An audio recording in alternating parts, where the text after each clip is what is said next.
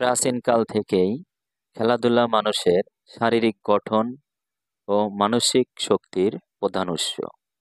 দেহ ও মনের পরিপূর্ণ বিকাশের মধ্য দিয়ে মানুষের সম্পূর্ণ চরিত্র গঠন সম্ভব হয়। মনের বিকাশের জন্য যেমন জ্ঞান অর্জনের প্রয়োজন, তেমনি দৈহিক বিকাশের জন্য খেলাধুলা প্রয়োজন। বস্তুত খেলাধুলার মধ্যেই মানুষ খুঁজে পায় অফুরন্ত আনন্দের ভাণ্ডার। মানুষের মানিয়ে নেওয়ার ক্ষমতা বৃদ্ধি করে খেলাধুলা। জন্মলগ্ন থেকে শিশুর খেলাধুলার প্রতি এক সহজাত গঠনের সূত্রপাত আকর্ষণ থাকে।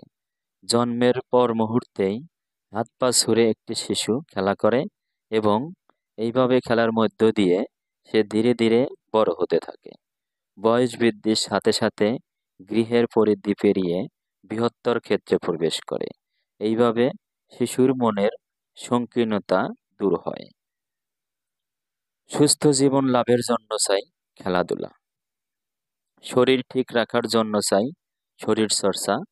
উন্নত দেশে কলকারখানার কাজ শুরুর আগে ব্যায়াম চর্চা করে থাকে।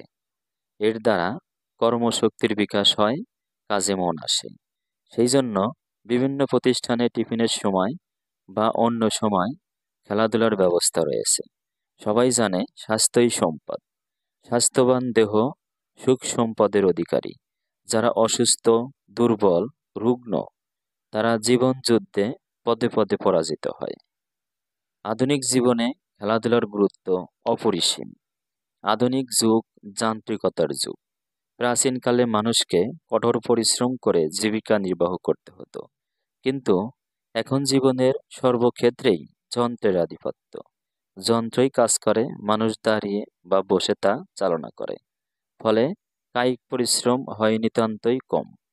অনেক সময় শারীরিক পরিশ্রমের চেয়ে মানসিক পরিশ্রম বেশি হয়। মানসিক পরিশ্রমের সঙ্গে সমতা রেখে শরীর চালনা না হলে বিভিন্ন ধরনের অসুখে পড়তে হয়, যেমন অনিদ্রা, ক্ষুধামন্দা প্রভৃতি শারীরিক পরিশ্রমের অভাবজনিত লক্ষণ। তাই বিভিন্ন রোগ থেকে মুক্তি পেতে হলে খেলাধুলা ও শরীরচর্চা একান্তই প্রয়োজন। খেলাধুলা মানুষকে শৃঙ্খলাবোধ শেখায়। নিয়মিত খেলাধুলা ও শরীরচর্চার মধ্য দিয়ে মানুষের মধ্যে গড়ে ওঠে এক শৃঙ্খলাবোধ। খেলার মাঠে নিয়মিত শৃঙ্খলাবোধের অনুশীলনে দেহ ও মন সুস্থ ও সবল হয়ে ওঠে। শৃঙ্খলাবোধের মাধ্যমে ব্যক্তিগত স্বার্থ মন থেকে বিলুপ্ত হয়ে দলগত ঐক্য প্রধান লক্ষ্য হয়ে দাঁড়ায়। আর এই দলগত শৃঙ্খলাবোধ একটি জাতির উন্নতির সোপান। চরিত্র গঠনের জন্য খেলাধুলা অনেক উপকারী। খেলাধুলা মানুষের চরিত্র গঠনে সাহায্য করে। নিয়মিত শৃঙ্খলা ও সংযম মেনে খেলাধুলার মধ্য দিয়ে চারিত্রিক দৃঢ়তা বৃদ্ধি পায়। বিদ্যালয়ের ছাত্রছাত্রীদের পড়াশোনার একঘেয়েমি দূর হয় খেলাধুলার মাধ্যমে।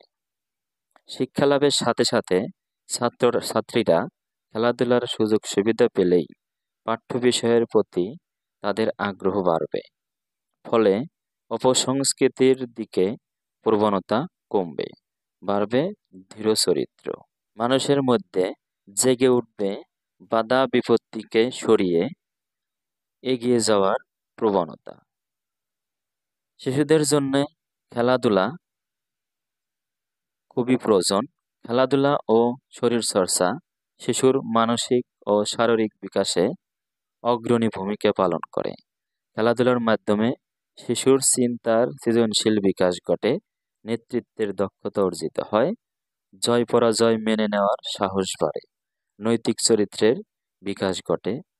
শুধু তাই নয়, তাদের মধ্যে অপরাধ প্রবণতাও কমে যায়।